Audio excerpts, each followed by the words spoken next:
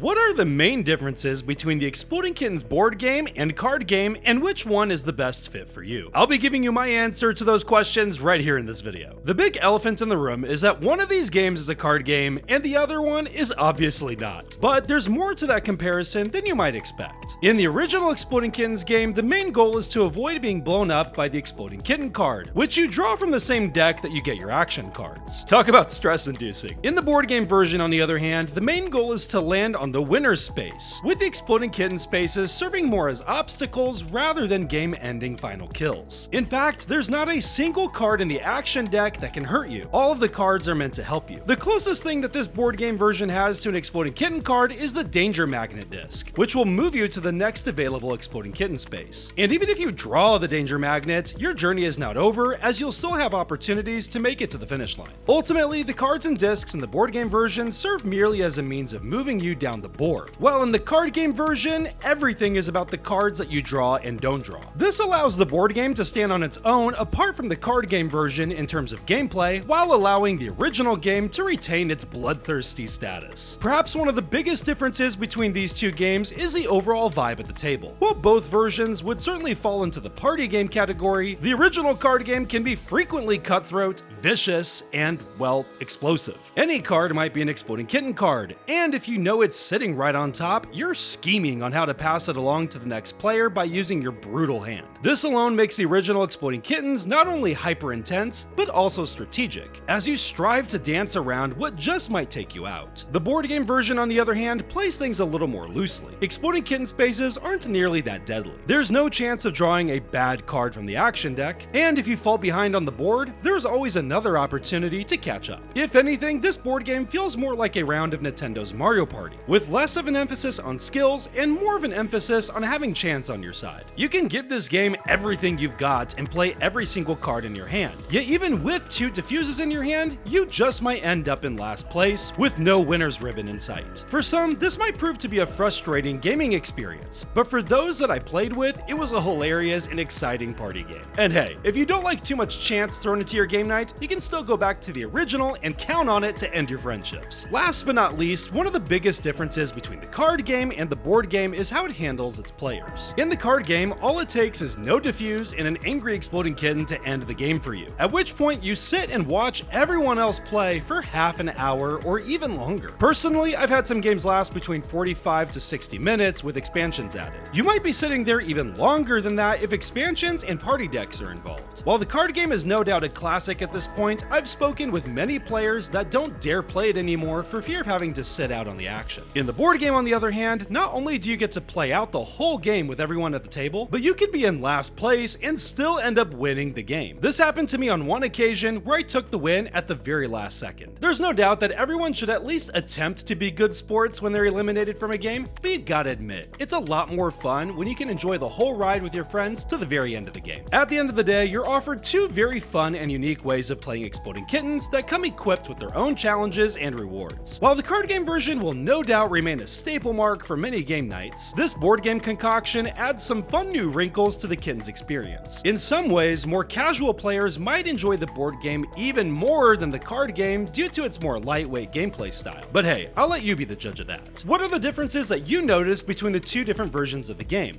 And which one's your favorite? Let me know in the comments below. And thanks so much for taking the time to watch this video. Take care and be blessed.